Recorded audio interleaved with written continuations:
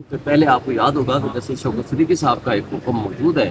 اور بلکہ گورنمنٹ نے آ کر کے یہ لکھ کے لائے تھے کہ پریڈ گراؤنڈ کو ہم نے یہ متعین کر دیا ہے اس مقصد کے لیے کہ یہ جلسوں کی اجازت نامے کے لیے جگہ کے لیے تصور کیا جائے گا، لیکن انہوں نے کہا جی وہ سینسیٹیو پلیس ہے اس لیے ہم وہ نہیں دے سکتے۔ ہم نے کہا ٹھیک ہے، کوئی اور پلیس اسلام کے اندر دے دیں۔ پھر جو ترنول کی جگہ ہمیں لا کر دی، ہمارا اس کے اوپر اعتراض یہ ہے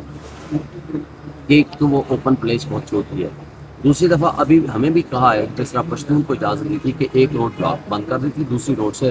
ڈیول وے کر دیا تھا۔ اب یا تو ہمیں لکھ کے دیں کہ جی ٹھیک ہے آپ روڈ اور اس جلسے کو اکٹھے کر کے آپ اس جگہ کو کر سکتے ہیں، کیونکہ ہمارے لوگ بہت زیادہ لوگ آنے ہیں، اور اس کے اندر پھر یہ ہے کہ وہ جگہ چھوٹی ہے، پھر وہ پرائیویٹ پلیس ہے۔ انہوں نے جو پچھلی دفعہ ریزن لکھی تھی، یہ بھی میں نے کورٹ کو بتایا، یہ لکھا تھا کہ جناب وہ پرائیویٹ پلیس ہے، لوگوں کا اعتراض ہے، لوگوں کو ڈیفیکلٹی ہے، لوگوں کو ڈسٹربنس ہے، اور یہ جگہ سوٹیبل نہیں ہے فار جلسہ۔ میں نے کہا اس وقت سوٹیبل نہیں تھی جس پہ آپ نے کینسل کیا۔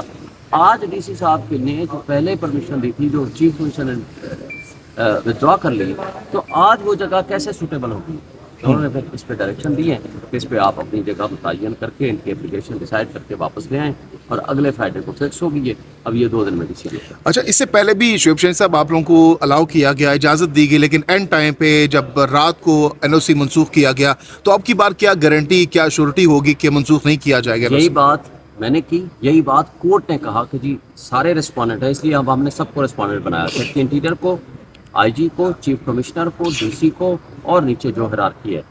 ہم نے ان کو کہا جی یہ اس بات کی گارنٹی کیا ہوگی؟ انہوں نے کہا جی ہم عدالت میں یہ کمٹمنٹ کرتے ہیں لا آفیسر سمیت کہ ہم اب اس کو ودرا نہیں کریں گے۔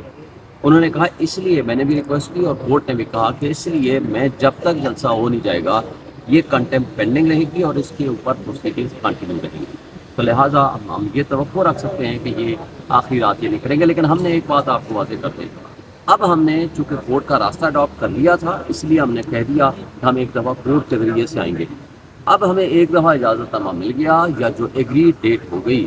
اب یہ ہمیں اجازت دیں، ہمیں اجازت نامہ منسوخ کریں یا نہ کریں، جو ہماری متعین تاریخ ہوگی۔ ہماری ابھی کلیم ہے 13 اگست کا، ہماری جو متعین تاریخ ہوگی اس دن ہم نے ہر حال میں جلسہ کرنا ہے، خواہ اس کے لیے کوئی بھی ہمیں قربانی دینی پڑے یا کوئی بھی حالات ہو۔ ٹھیک ہے، بہت بہت شکریہ۔ یہ لاہور کے اندر بھی ہے اور یہاں بھی ہے، اور باقی سیاسی جماعتوں جن کے خلاف دھرنے وغیرہ بھی اگر دیے ہیں تو وہ پرچے واپس ہو جاتے۔ اس کا طریقہ کار ہے، پوری دنیا کے اندر یہ سارا کام ہو رہا ہے، اور اس کے لیے پنجاب کے اندر ریڈ زون ایکٹ بن چکا ہے۔ ایک قانون بنایا جائے، ایک قانون بنایا جائے اس طرز کے اوپر، یہ نہیں ہے کہ آپ لفظ ریاست ہو ماں کے جیسی، اور یہ بھی عدالت کے بڑے واضح سوال تھے کہ آج کوئی سیاسی حکومت ہے، کل کوئی سیاسی حکومت ہے، تو کوئی بھی سیاسی حکومت سے یہ فرق نہیں پڑتا ہے، آپ کو اپنا آئین اور قانون کے مطابق کام کرنا ہے۔ اس پر اب بڑی وضاحت کے ساتھ بات ہے کہ سارے اکٹھے کر دیے ہیں، اب علیحدہ علیحدہ بیٹھ کر دیکھنا ہوگا۔ دوسرا بہت ہی اہم ایشو ہے، اور وہ معاملہ ہے، پہلے میں ذکر کرتا ہوں، عمران خان صاحب کو جو جیل میں سہولیات دی گئی ہیں وہ بین الاقوامی قوانین، لوکل قوانین اور ہمارے high court rules and orders کے مطابق نہیں ہیں۔ اس میں لاسٹ تاریخ پہ 25 تاریخ کو اعتراض لگا تھا، اعتراض دور ہو کے آج نوٹس ہوا تھا، اور اڈیالہ جیل کے سپرنٹینڈنٹ سے باقاعدہ رپورٹ بھی مانگی گئی تھی۔ آرڈر کل ملا تھا، کل واٹس ایپ کے ذریعے میں نے بتایا کہ سب کو میں نے بھیج دیا ہے،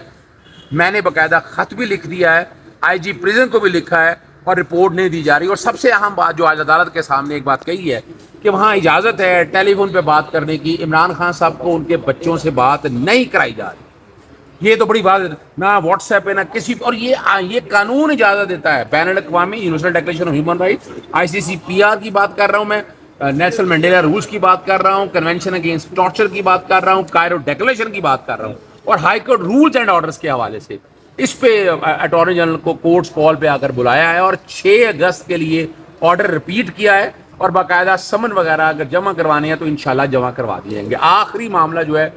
وہ ہے نیب ترمیمی آرڈیننس کا۔ آپ کو پتہ ہے سیکشن 24 کے اندر نیب ترمیمی آرڈیننس کے ذریعے ریمانڈ جو ہے وہ 14 دن سے بڑھا کر 40 دن کر دیا گیا۔ پارلیمان نے ریمانڈ آپ کو پتہ ہے کہ 14 دن کا کیا تھا، اور وہ قانون چیلنج تھا، ایک اعتراض تھا کہ یہ والا معاملہ سپریم کورٹ میں ہے، وہ بتایا کہ سپریم کورٹ میں یہ معاملہ نہیں ہے، اس آرڈیننس کا مقصد صرف عمران خان کو نشانہ بنانا ہے، اور اب تک عمران خان اور بشرا بی بی کو 25 دن کا ریمانڈ ہو چکا ہے، 7 دن کا پہلے، 8 دن کا بعد میں، اور 10 دن کا اب آگے، تو 25 دن کا ریمانڈ، 14 دن کی ریمانڈ کی ڈیڈ لائن ہے، اور اس پہ عمل درآمد روکا جائے۔ اس پہ ججمنٹ ڈاکٹر مبشر حسن کی، اس پہ اعتزاز حسن کے کیس کا حوالہ ذکر آیا ہے۔ ساتھ ساتھ ایک یہ بات بھی بتائی ہے کہ جعلی اور جھوٹے کیسز اگر کرتے ہیں نا، کیسز بنانے کے اوپر، سیکشن 36 کے تحت افسران کو انڈیمنی ہے، اگر وہ ثابت ہو جائے کہ جعلی ہے تو سزا 5 سال تھی۔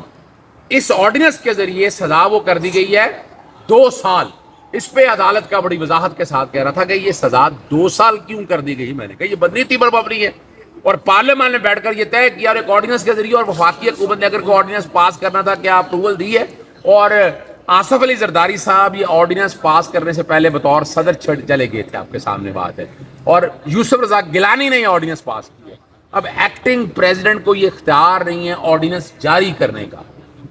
اور یہ اسی طرز کے اوپر آپ کو پتا ہے الیکشن ترمیمی آرڈیننس بھی آیا تھا، وہ کورٹ میں آیا، میں نے کہا وہ بھی آپ کے سامنے چیزیں ساری آ چکی ہیں۔ یہ لمبا معاملہ نہیں ہے، بہت چھوٹا سا معاملہ ہے، اور چھٹیوں میں لگانے کی بات بھی یہی ہے کہ 27 مئی کو آیا تھا، تو 27 اگست تک یہ ترمیمی آرڈیننس ختم ہو جانا ہے، اور صرف عمران خان کو پولیٹیکل وکٹمائز کرنے کے لیے آرڈیننس لایا گیا۔ اس لیے اس معاملے کو جلدی کہا جائے، ان کو ہدایت کی جائے وفاقی حکومت کو کہ 6 تاریخ کو تیاری کے ساتھ آئیں، تاکہ یہ کیس جو ہے وہ ختم ہو سکے، اور نیب ترمیمی آرڈیننس جس کے ذریعے عمران خان کو پولیٹیکل وکٹمائزیشن ہے اپنے منطقی انجام تو پہنچے۔ بہت بہت شکریہ، تھینک یو۔ پیپ صاحب، سروسز ہسپتال جنرل ہسپتال لاہور میں ڈوب چکے ہیں، نہ شعیب آیا ہے اور نہ شعیب کی میڈم، سر کیا کہیں گے؟ مریم نواز اس دن کہہ رہی تھی کال پہ کہ یہ کہیں پہ پانی کھڑا ہو تو مجھے بتائیں، لیکن یہاں پہ تو ایمرجنسی ڈوب گئی، ہر چیز ڈوب گئی، آپ اس پہ کیا کہیں گے؟ دیکھیں، ایک بات ہے کہ یہ صرف ڈرامے باز اور ٹک ٹاکر ہیں، یہ حقیقی نمائندے نہیں ہیں، یہ ہارے ہوئے لوگ ہیں کہ فارم 45 کو مطابق آ چکے ہیں، ان کی کوئی حقیقت اور حیثیت نہیں ہے، ان لوگوں نے صرف ڈرامے بازی کرتے ہیں، اس کے علاوہ کچھ بھی نہیں ہے۔ حقیقی نمائندے اور حقیقی حق حکمرانی عوام کا ہے، انہوں نے پی ٹی آئی کو دیا ہوا ہے، اور عمران خان آئے گا تو ان مسائل کا حل ہوگا۔ سر یہ بھی بتائیے گا، خان صاحب نے جو ہے نا ڈائریکٹ فوج کو کہا ہے کہ آپ اپنا نمائندہ مقرر کریں، ہم مذاکرات کے لیے تیار ہیں، کیا خان صاحب کوئی ایسی ڈیل یا کوئی ایسا تاثر دینے کی کوشش کر رہے ہیں؟ کیا کسی کریں؟ قسم کی کوئی ڈیل نہیں، نہ ڈیل تھی، نہ ہے، نہ ہوگی۔ ہم اس ملک کے حقیقی نمائندے ہیں، عمران خان اس ملک کا، عوام کا حقیقی نمائندہ ہے۔ آج جتنی نفرتیں عوام اور فوج کے درمیان بڑھ رہی ہیں، جو آج صورتحال ہے اس ملک میں، اکنامک ابتری کی بدترین صورتحال درپیش ہے، 25 کروڑ عوام میں سے آدھی آبادی سطح غربت کی لکیر سے نیچے چلی گئی ہے۔ اس ملک کے حقیقی نمائندے کے طور پر ایک پازیٹیو رسپانس اور پازیٹیو میسج دیا ہے کہ اب بھی وقت ہے کہ آپ سدھر جائیں۔ آپ کو ایک میسج ہے کہ اس ملک کو آئین اور قانون کے مطابق چلنے دیں، ملک میں جمہوریت کو تماشا نہ بنائیں، ملک میں نظام انصاف کے راستے میں رکاوٹیں کھڑی نہ کریں۔ اگر یہ ایک پازیٹیو میسج ہے، میں سمجھتا ہوں کہ یہ 2 فریق ہیں، ایک عوام ہے اور ان کے راستے میں جو رکاوٹیں پیدا کرنے والے ہیں، جس میں ہمارے ملک کی اسٹیبلشمنٹ ہے یا یہ کٹپٹری حکمران ہے۔ میرا خیال ہے عمران خان صاحب نے ان ملک کے 25 کروڑ عوام کے حقوق کے لیے ایک آواز اٹھائی۔ بہت شکریہ سر، تھینک یو۔